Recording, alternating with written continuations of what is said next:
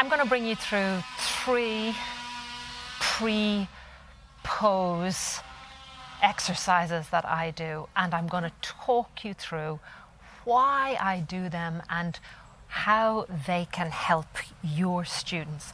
I'm only going to do them all on one side. Of course, you're going to do them on both sides, and I really would like that you'd do them with me as I talk you through them.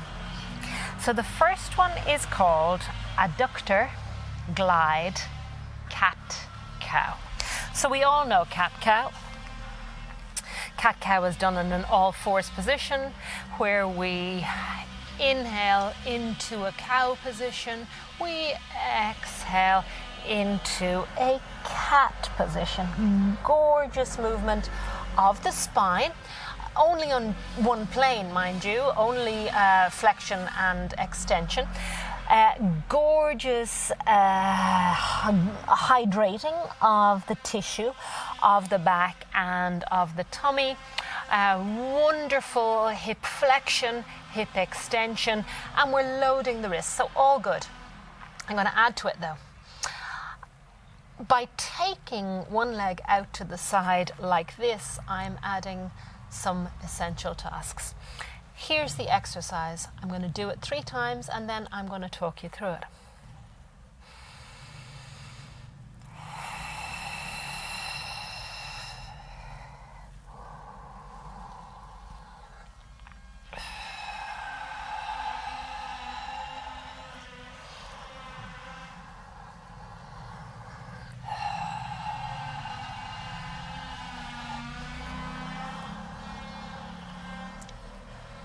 So, simple enough. We're doing a moving cat-cow with the leg out to the side. Why? First of all, people are always trying to gain the ability to have their hip at 90 degrees. It happens all the time in both Pilates and yoga. And we tell them all the time that it is probably because they have tight hamstrings. Well, that isn't necessarily true. And when they have tight hamstrings, they try to stretch the hamstring in these high load positions. Now, we've just talked that in the introduction, we spoke about the fact that as I do this, there's a bit of me that needs to make sure that my teeth don't touch the floor or don't crash the floor. So there's a bit of me that is holding myself or decelerating my movement towards the ground. If I bring that movement down, closer to the floor, I release the holding pattern and I might be able to gain a little bit more length. But length in a muscle will happen eventually, maybe over time, dependent on many things. But length in a muscle isn't necessarily going to make the process of a standing forward fold any easier.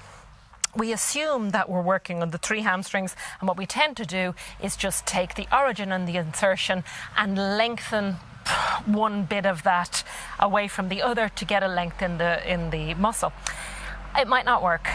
2 reasons.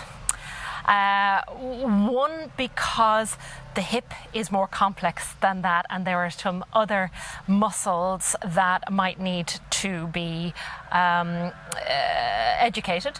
And 2, because just going with what we think is the direction of a muscle may not add the essential glide between the muscles, which will allow for better movement, freer movement. So when we take the leg out like this, I have 2 more parts of the hip that will be loosened or hydrated. One is the adductor. One of your adductors is just like a hamstring. It goes to your ischial tuberosity and down around the knee. So when we exhale in a cow position and move back, because the knee is straight, we are lengthening that adductor And we're moving forward. So I'm taking the opportunity of lengthening the adductor, but because I'm moving with it, the adductor is also sliding over the other adductors and the hamstrings. Another set of muscles that can really lock up the hips are tiny little muscles at the back and the outside called your external hip rotators. So your external hip rotators are very small muscles that will do what we said, externally rotate your hip. In other words, they will spin your femur out. And when your femur spins out, the tail tends to drop down, and it's almost impossible for people to get length in their hamstring while this is stuck down. So if the muscle externally rotates your femur by internally rotating your femur at a low load, we can lengthen those muscles. So as I move back, my pelvis is moving backwards. My femur has got to internally rotate. Now it's externally rotating. Now it's internally rotating, but it's at a low load, so it's more likely to do the thing rather than resist or decelerate the thing. So I have those two things. The next thing I have, of course, is that I'm loading my wrists. Now my wrists, the joints in my wrists need loading. They need stimulating. It is by stimulating the ends of bones that the nutrition is encouraged in the joint. We also want to strengthen the wrist simply because our wrists are in one position for most of the day, and we really want to let the shoulder girdle move forwards of the wrist to encourage that to happen. When I have my foot out here, I'm also allowing, if you look at your foot as you move forwards and backwards, you'll see that what happens is pronation and supination. So as I move back, my foot will pronate. As I move forwards, my foot will supinate. It's really important that we have good foot mechanics, but we usually try and do our foot mechanics or practice our foot mechanics in this position, which is all very well and good, but sometimes taking the load away from the foot will also allow for a little bit more glide. As I move my pelvis and my adductor gets lengthened, my adductor attaches into the pelvic floor. So I am also lengthening the pelvic floor. The pelvic floor is associated all the way up to the diaphragm. So it might have an effect on the diaphragm, but it certainly will have an effect on the pelvic floor. The pelvic floor needs to be long and strong like any other piece of muscle in your body. Finally, if you ask your students, can you feel your thigh rolling in and out? Can you feel anything in your adductors? Can you feel what's happening in your wrists? As you ask your students to do this, because they're not also busy trying to remain upright, they will have a better ability to go inside and figure out, can they feel? And the idea of can you feel elicits both proprioceptive awareness and interoceptive awareness. So that's my first really simple exercise. It will help with all forward folds. It will help with the release of the posterior hip compartment. It will help with glide in the hip itself, and it will help, of course, with joint articulation, and it is all the benefits of cat-cow too. Second position, second exercise, one of my favorites. An all fours rotation. In an all fours position, knees under hips, hands under shoulders. I keep one elbow straight and I let the other elbow come towards the floor whilst rotating my torso. I don't rest here. I come straight back up to the start position. So I am rotating. I'm deliberately rotating. I must keep this elbow straight, or as straight as I possibly can. And I'm rotating from my thoracic spine up through my cervical spine deliberately. I then increase the rotation by taking the elbow not just down to the ground, but across my body. So I am spiraling, first of all. My arm bones, my lower arm bones are supposed to spiral over each other. I'm spiraling my arm bones. I'm also externally rotating my shoulder. I'm keeping the other arm straight as I rotate one way and then the other. Let's explain it. My pelvis is fixed because of where my knees are on the floor, so I am deliberately encouraging rotation in the mid to upper spine because my pelvis is fixed. So when we do twists later on, it's so easy to glide my shoulders over each other and actually move my pelvis as well and miss the twist in the part of the body that I'm aiming for. So you see, I see a lot of lovely glide through the shoulders and the pelvis moving as well, but missing the point in the thoracic and above. There were muscles up there called rotatores, that's what they do. So when I have the knees fixed and an elbow fixed, I can encourage this part and above to rotate. Because my rib cage is rotating, it is causing glide in my obliques. So my obliques have to slide over each other. My intercostalis have to slide over each other.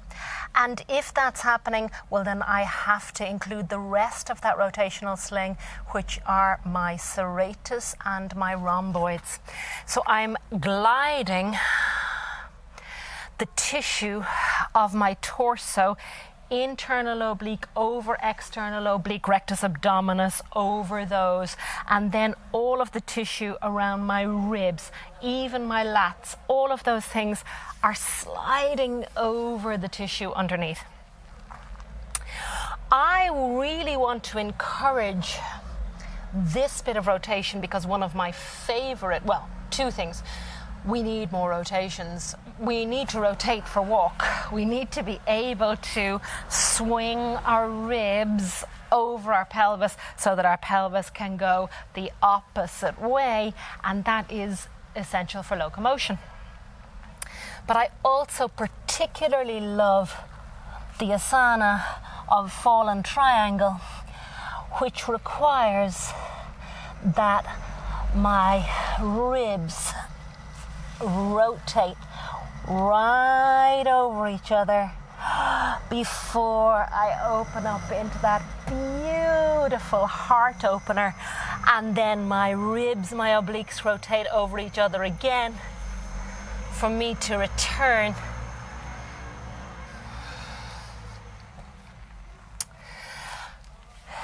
So I've got joint lubrication in the facet joints of my thoracic spine and above. Joint lubrication, remember, leads to nutrition in the joint. I have joint assessment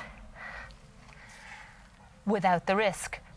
Can my elbow go to the floor, or am I stuck somewhere? A lot of people won't be able to get their elbow down, no problem whatsoever. So we know that they're stuck somewhere, and what they'll do is they'll compensate. And instead of rotating, they'll just drop. Is it preparing me for other poses? Absolutely, but more importantly, it's preparing me to walk out of here. And if you get glide in your ribs, your neck and shoulders will begin to drop into the position they're supposed to be in. Of course, I will link either an exhale or an inhale to one element of this and back up. Of course, I will make sure that I take the time to exhale fully and to inhale fully throughout the exercise. So I'm integrating that. It is becoming a 3D movement. I'm adding not just flexion of the hips, but I've added a rotation also. So I'm working on 2 planes now instead of just 1. The last exercise is a little flow routine from all 4s. I'll show it to you and then we can try and do it together.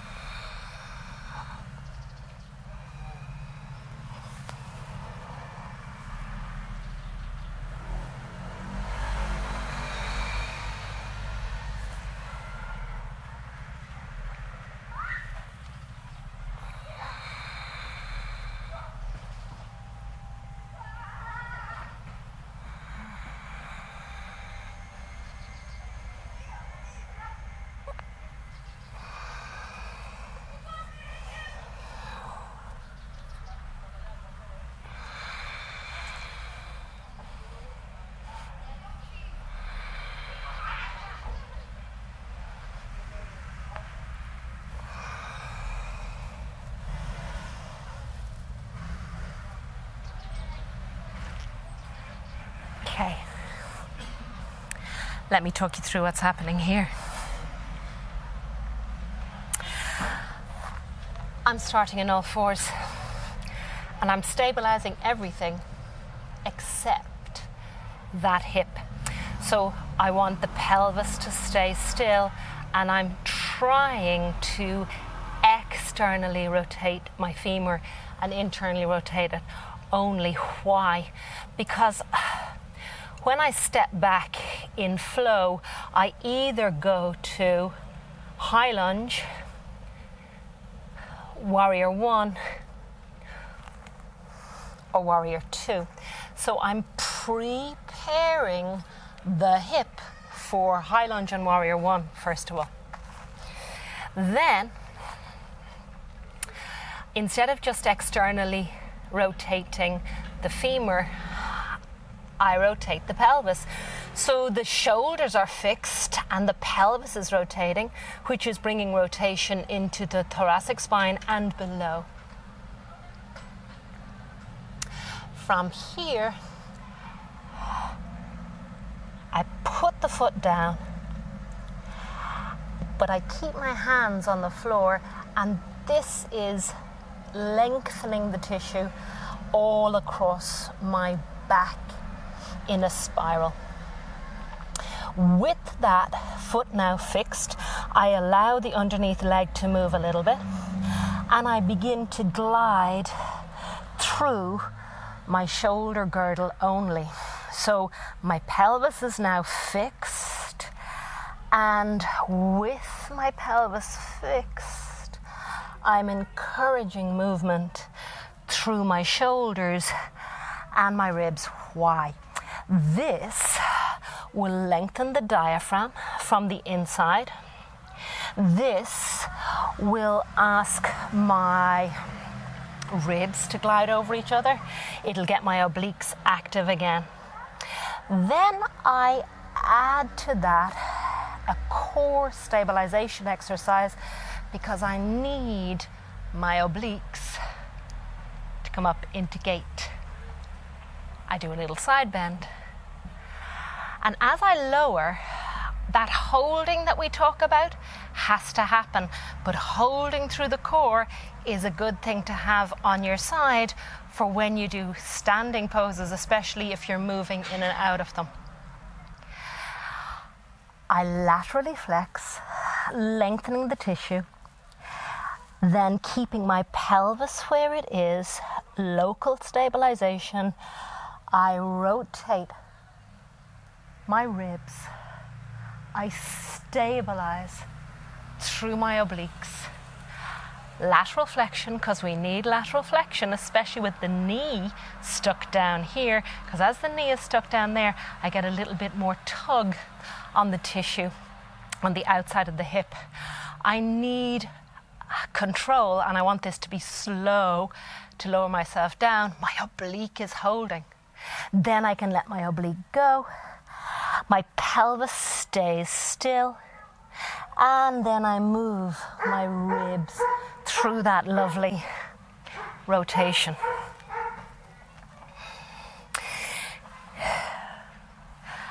I am preparing my diaphragm for the demands that will be placed on it when the challenge cardiovascularly becomes greater because I'm higher off the floor.